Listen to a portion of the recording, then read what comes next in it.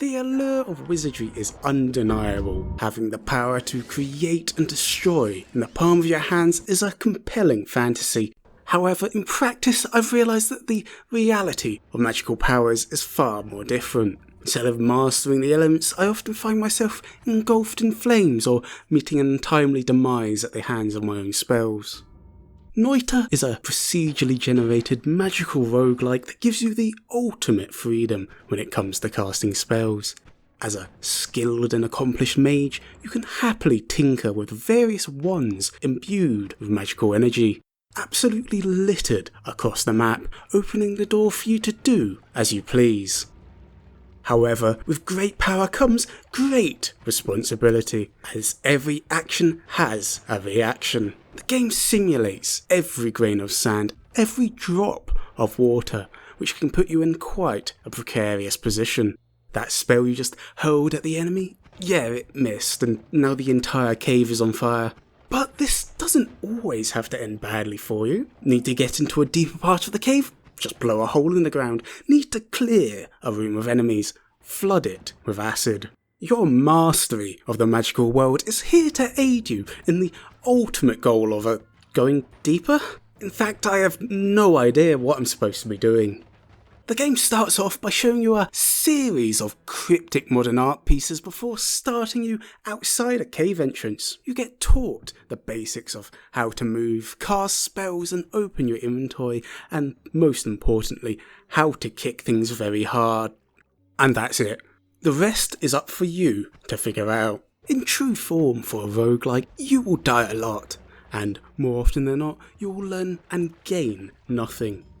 But the satisfaction of causing untold damage with my magical abilities keeps me coming back for more, allowing me to experience the true magical experience of blowing myself up time and time again. The game keeps things interesting despite the constant starting over. All the dungeons and caves are procedurally generated, meaning that the layout, loot and enemies will change between runs. Exploring the area can reward you with all matter of goodies.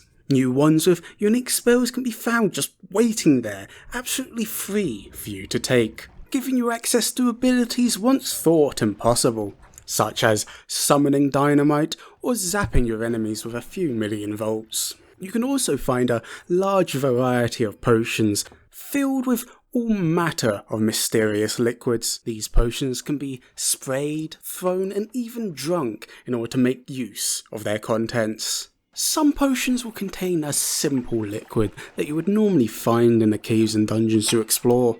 Sometimes you may even come across potions with some more interesting effects. Want to cool down an ocean of lava? A little water will help, allowing you to cross it without concern. Or perhaps you want to lose all control of your character. Downing a potion of pure confusion will ensure you panic and die. With a basic understanding of magical wands and alchemical potions, you can focus on the core of Noita, wiping out the local wildlife and looting their homes. The areas that you'll be exploring are filled with creatures and monsters who want to ruin your day. Now, you'd think this won't be of much concern considering you can control the elements with a flick of your wrist. But when these said enemies are shooting you with shotguns, tossing dynamite at you and dissolving you in acid, things can get very out of hand. Especially since these foes are not limited to basic monsters, bigger and more dangerous creatures will make an appearance. And much like in real life, killing these enemies rewards you in the form of gold. Gold, which can then be used to purchase spell components to further your capabilities, thus making it easier to face the many creatures squatting in the caves and structures of the mountain. But don't worry, if you're anything like me, you'll be lucky to even get past the first enemies you encounter. In fact, I really suck. I'm not sure what it is, but the chaos of the entire mountain exploding seems to make sure I lose all motor function, and this isn't helped by the fact that I seem intent on shooting every lantern and explosive barrel I come across, much to my own regret. A standard run of Noita starts you off in front of a cave entrance, poised with having to make a decision. I of course immediately sprint headfirst into the cave entrance and immediately come under fire from the inhabitants. Upon which I stumble and struggle through the many caverns, all while lighting fires and blowing things up, creating holes through cave walls and demolishing anything that I come across, making sure to take a nice swim through whatever mysterious liquid I come across. And if I'm lucky enough, I'll even come across a few goodies to pick up along the way, and assuming I don't have a minor accident, I will eventually come across a portal at the end of the cave. Upon entering the portal, you'll arrive in a safe room of sorts. It's here where you can use your hard-earned cash to obtain many spells and augmentations for use in the modification of your wand. It is a game of pure trial and error, learning how to effectively arrange your wand to create the ultimate spell, or simply find new ways to self-destruct. Upon making your purchase, you can continue on to the next room where you can find a selection of perks to aid you in your endeavours. This can be something minor but useful, such as immunity to fire, or you might choose a more experimental perk, such as the ability to bleed flammable liquid or explode upon taking damage. This cycle of diving deeper through the many layers of the mountain, gaining spells and new exciting perks continues as you come to learn how best to arrange your spells for maximum effect, which will serve you well when you inevitably have to start all over again from the beginning. After the 100th or so run, you might start to wonder, what would happen if you went off the beaten path? What if, instead of going into the cave, you simply climb over it, or decide to turn around and walk the other way? Well, you'll find a whole bunch of stuff, such as the time I saw a lava lake. At first I thought nothing of it, thinking it a simple level boundary of some sort, only to later bring a bottle of water to create a path across the lake. Doing so let me find a old temple containing a powerful spell, a nice enough reward for exploring a little bit, only for me to hear a large rumble and, on my way back, getting swiftly destroyed by some eldritch being. Or when I decided to trek across the mountain, finding a great desert where a temple lay.